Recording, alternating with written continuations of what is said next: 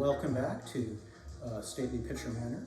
And today we'll look at, or rather in this lecture, we'll look at some factors that affect solubility.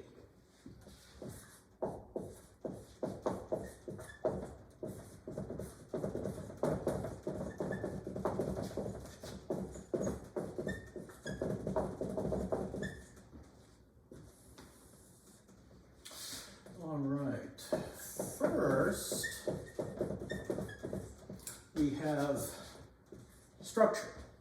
And really, structure is, it's really polarity.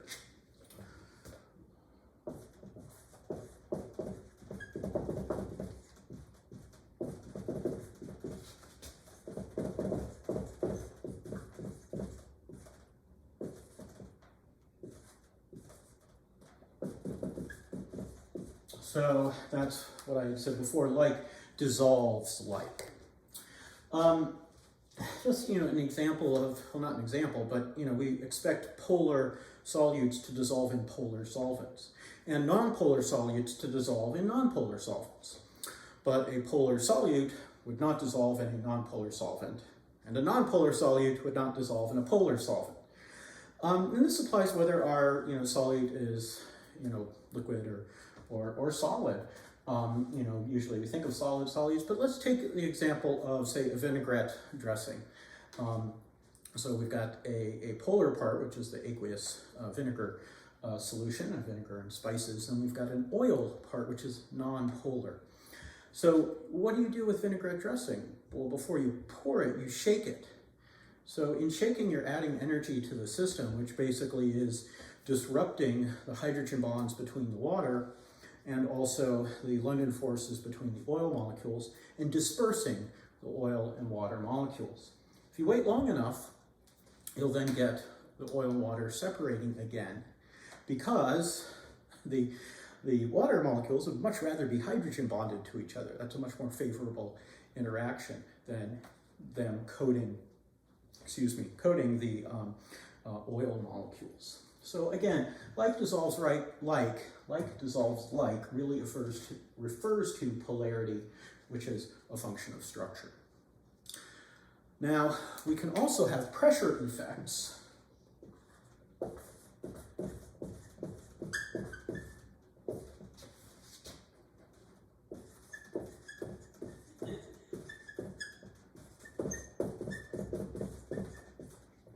And specifically, these are for gases as solutes. And I'll just draw a diagram here, but maybe I'll just go ahead and say that increasing P increases solubility of gases. Okay, so let's draw our little solution here, and I'm going to draw some gas particles. We'll have a few that are in solution and some that are not in solution. And the gas particles that are in solution are moving, but they're moving kind of slow.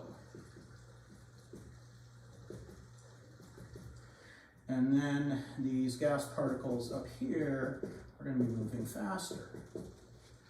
All right, so if we force more gas in here, well, the gas has to go somewhere. So even though it's moving kind of fast, it will get forced into, adding more gas here will force more gas into the solution. Think back to the ideal gas law. So if we pump more gas in, normally that would increase the volume. We can't increase the volume because we've got we've got a solution here. So gas has to go somewhere so it dissolves. We can then write something called Henry's law.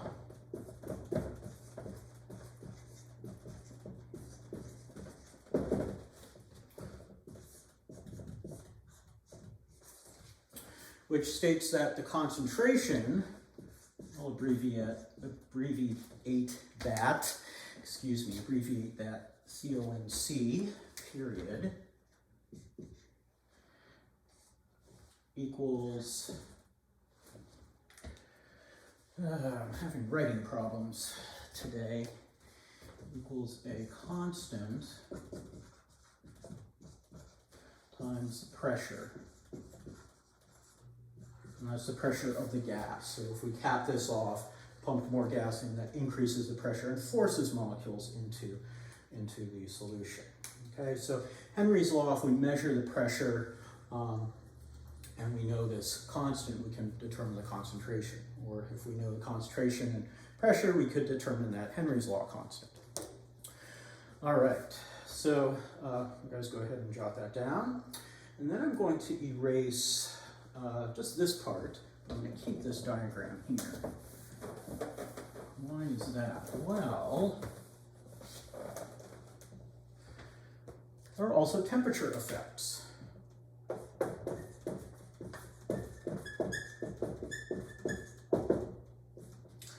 And so, as far as temperature is concerned, gases are more soluble at low temperature. Now, why is that? Well, let's go back to thinking about the ideal gas model, the kinetic molecular theory of gases. When our gases are heated up, temperature is proportional to the average kinetic energy of the molecule. So when we put heat in, we make those molecules, or the gas particles, move around faster. Okay? And they have a higher average kinetic energy, higher temperature. Well, that means that we have more molecules that are going fast enough to zip into the gas phase here, break free of whatever forces there are, intermolecular forces between the gas solute and the solvent molecules. If the gas particles move fast enough, they'll break free. Conversely, if we cool this down, these gas particles, some of the gas particles up here in the gas phase will slow down and then go into solution. So, yeah, gases are more soluble at low temperature. And this actually has some far-reaching implications. Ocean temperatures are getting warmer. It's part of global warming. And that means there's less dissolved oxygen in parts of oceans, which means less dissolved oxygen means, well, less sea life. Some organisms, like I think squid, are very sensitive to dissolved oxygen levels. So there are areas where there's not much growing because it's a little too warm, not enough dissolved oxygen, and organisms, you know, don't have enough to do their metabolism and respiration. Yeah, and incidentally, that's why, like in the Arctic and Antarctic, like seafloors, lots of life in those areas because the water is cold, which means there's actually a lot of dissolved oxygen. So the organisms that get the oxygen right out of the water, those are nice and happy. Now, solids are a little bit different. So I'll just write it here. Solids are generally more soluble at high T. Oops. More soluble at high T. But, you know, of course, I've got the caveat there of generally. That's not always the case. And if you take a look in the text at figure 11.7,